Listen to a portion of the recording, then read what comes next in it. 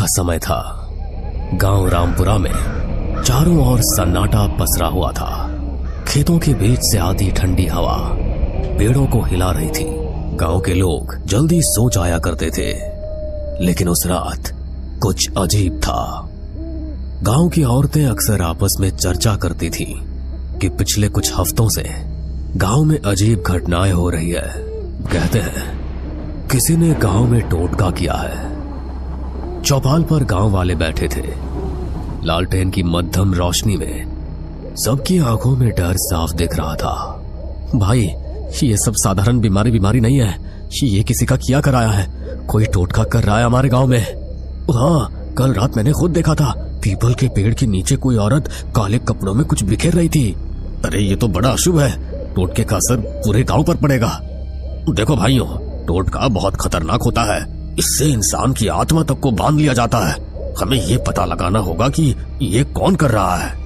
मैंने अभी देखा, काली सड़क के किनारे किसी ने मिट्टी में खून से बने गोले और नींबू रखे हैं। ये सुनते ही सबकी रूह कांप गई। गांव के एक कोने में गोविंद का घर था। गोविंद की पत्नी रीना कई दिनों से बीमार पड़ी थी। सुनो जी, मुझे लगता है कोई मेरे गले को पकड़ लेता है। मैं चीख नहीं पाती। अरे ये कैसा वहम पाल लिया है तुमने? मैं तो पास ही लेटा रहता हूँ। नहीं जी, ये वहम नहीं है। कल रात मैंने साफ देखा, कोई परछाई मेरे सिरहाने खड़ी थी और उसके हाथ में खोपड़ी थी। अगले दिन सुबह गांव के तालाब के पास बच्चे खेलने गए तो उन्होंने देखा कि किनारे पर कई नींबू, कोयले की राख और लाल धागों में बंधी हड्डियां पड़ी थी। बच्चों ने शोर मचाया और गांव के लोग इकट्ठा हो गए। अरे देखो, ये तो साफ टोटके की निशानी है। अरे अब तो कोई शक ही नहीं बचा।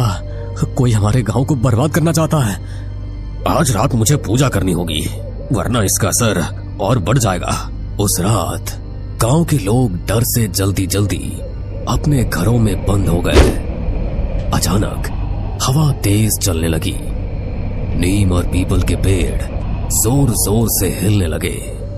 बचाओ, कोई मुझे खींच रहा है। गोविंद ने उसे कसकर पकड़ लिया, लेकिन उसने देखा कि रीना का शरीर अपने आप दरवाजे की ओर खिंच रहा है, जैसे कोई अदृश्य ताकत उसे घसीट रही हो। पंडित जी, कोई जल्दी आइए, रीना को बचाइए। गोविंद की चीख सुनकर आधी रात में गांव के कई लोग दौड़े आए। रीना जमीन पर तड़प रही थी। उसके हाथ पांव ऐंठ रहे थे, आंखें उलट चुकी थी। हे भगवान, ये औरत तो भूत प्रेत से ग्रसित लगती है। नहीं, ये सब उसी टोटके का असर है। पंडित तुरंत मंत्र पढ़ते हुए कमरे में आए। इसे कसकर पकड़ लो, किसी भी हालत में इसे बाहर मत जाने देना। गोविंद और दो गांव वालों ने रीना को कसकर पकड़ा। पंडित जी ने मंत्रोच्चारण शुरू किया। अचानक लालटेन की लौ जोर से कांपने लगी। छोड़ दो इसे, ये अब मेरी है, कोई नहीं बचा सकता इसे। इसी बीच गांव के चौकीदार ने बताया कि उसने कई बार रात को काली साड़ी पहने एक औरत को पीपल के पेड़ के नीचे देखा है। मैंने देखा, वो औरत राख और नींबू से गोला बनाती है और उसमें हड्डियां गाड़ देती है। लेकिन कौन हो सकती है वो? सुना है पास वाले गांव की जगनी चाची टूने टुटके कर दी है। कहीं वही तो नहीं? हो सकता है, लेकिन बिना सबूत किसी पर इल्जाम मत लगाओ। हमें खुद जाकर देखना होगा। उस रात पंडित जी, गोविंद, रामलाल और गफूर, 4 लोग लालटेन लेकर पीपल के पेड़ की ओर निकले। हवा में अजीब सी गंध थी, जैसे किसी ने जानवर की बलि दी हो। पेड़ के नीचे पहुंचते ही सबके कदम रुक गए।